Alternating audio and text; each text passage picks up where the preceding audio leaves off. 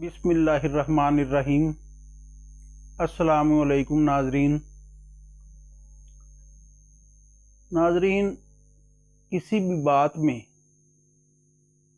मोहब्बत से जो समझ आता है वही उस बात का असल हासिल होता है। बुखारी शरीफ की हदीस है, नमाज के लिए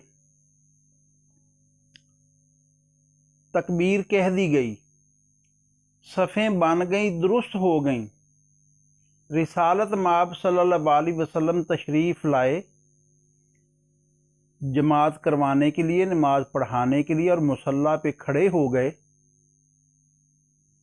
तो उस वक्त आपको ख्याल आया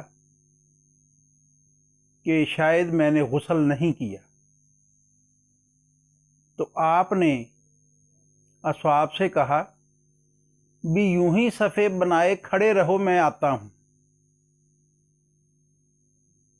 आप तशरीफ़ ले गए, गुस्ल किया। असहाब कहते हैं जब आप तशरीफ़ लाए तो आपके बालों से कतरे पानी के टपक रहे थे। तो फिर आपने नमाज बाजमात अदा करवाई असहाब को।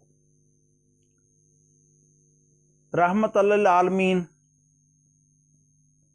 सिर्फ वो ही ज़ात हो सकती है जिसको तमाम जहानों के ज़र्रे ज़र्रे का इल्म हो। अगर इल्म ही नहीं है तो रहमत किस पे करेंगे? पता ही नहीं कौन तकलीफ में है, रहमत करनी है, पता नहीं है, तो फिर रहमत किस पे करेंगे?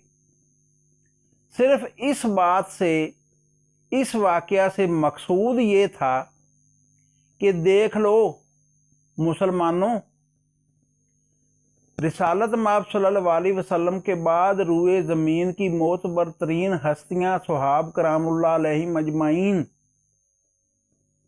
मेरा फ़र्ज़ अदा होने जा रहा है अल्लाह परवरदिगार का,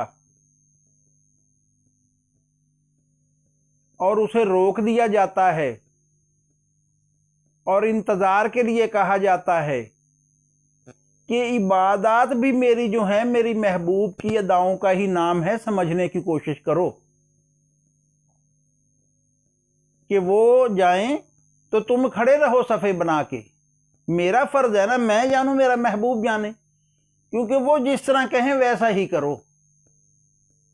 यही है दीन, यही है मोहब्बत, जिससे निजात है। जो अपने ही महबूब में खामियां ढूंढें वो अपने हो नहीं सकते। जज़ाकल्लाह खैरा, सलामत रहिए। चैनल को लाइक कर दीजिए, सब्सक्राइब कर दीजिए।